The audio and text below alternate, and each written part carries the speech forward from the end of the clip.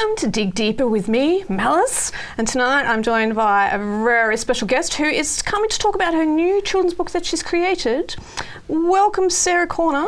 Thanks for joining us. So your book has been described as Australia's first children's book to address polyamory. That's right.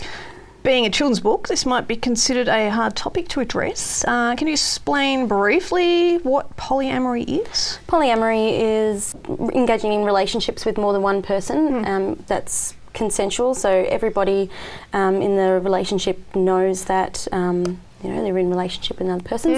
It's basically non-monogamy, so ethical non-monogamy. Okay, so you're saying yes, so everybody knows. So that's probably the difference between, say, cheating. Yes. Really? Yeah. Yes. So this is a relationship where each adult in the relationship is able to have other relationships, and it's not just one partner that's allowed to, but it's an open. Yeah. Okay. So that would probably be people would recognise the term open relationship. Is that a sort of to do with polyamory? Okay, it's interesting. For your book, you have done a crowdfunding campaign. Yes. What sort of response did you receive? A really, really great response, actually. Awesome. We got $1,500 more than we asked for. Very cool. So we had a lot of really great support from all over.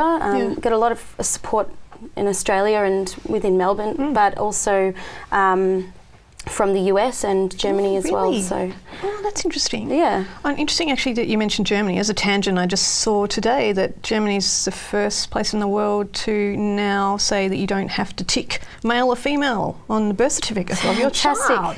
Isn't that interesting? Yeah. Excellent. Awesome. So Germany's ahead of the world on a lot of things, I think. So the book is called Raph and the Robots. Yes.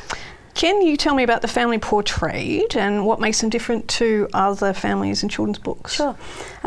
The family in this book is a 3-adult family, so there are 3 adults and 3 kids in the family.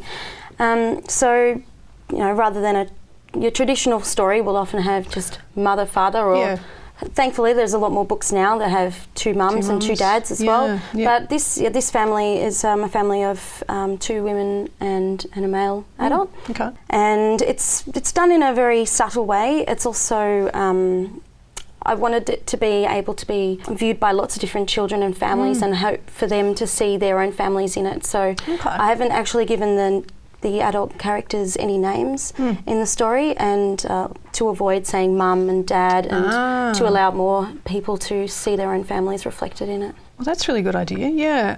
So what's the story about?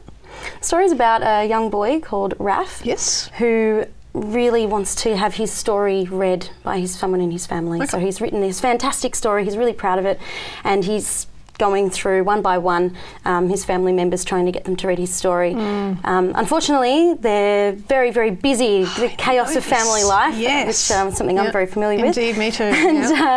And they're very busy at the time. He has a bit of an emotional breakdown, and then the family comes and comes together at the end to help him to share his story. So what you're saying, it's kind of like a subtle thing. You haven't actually done any kind of hammering home about polyamory. It's just representing a polyamory kind of family, yeah? Yeah, it could be a polyamorous family, or it could also be a family queer family, or a family with a donor father, or it could be any number of types of families, but the main aim was, though, to represent a family, a polyamorous family, because there's really nothing out there. Interesting. Because as you say, there is starting to be books with queer parents portrayed, but this is the first. Excellent. Is Raph and the Robots for kids predominantly in poly families, or is it for the wider community at large? I'd say it's for the wider community. I really did want to have a book that could represent polyamorous families, because it's lacking so much. But I did deliberately make choices about the book, like not having the names of the adults in the book, in order to make it more accessible to a range of different people within the community and the queer community. Yeah, cool. So we have come a long way, because I remember not so long ago there being complaints levelled at Play School for showing a lesbian couple with a child. Have you had any negative sort of comments so far? Surprisingly, no. Wow, that's cool. I was nervous about that, actually, but we've had such an amazing amount of support from the community, and we really haven't come across anything negative at all. A lot of people are just really saying, thank you for writing this book. We've been looking for something like this for a long time. A lot of families who just aren't represented in children's books. So it seems that authors tend to play safe a bit with the books that they write and keep with a traditional family. So there's definitely a market for it. Because I guess maybe it's safer, do you think, for people to not go out of the kind of average.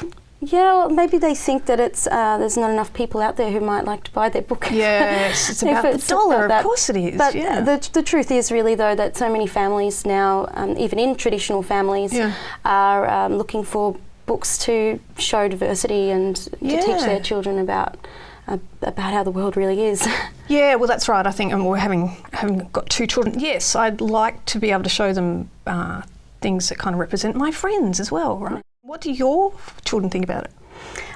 They're pretty excited about it. The characters do resemble them somewhat. Yes, I've noticed.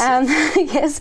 So, one of the main reasons, one of the main drivers for me to write the book was because I wanted a book to show to show my daughter. She's cool. 2 years old, so I wanted what family's like. A book for her to see her family represented. Excellent. So, Sarah, just finally, how can people find the book?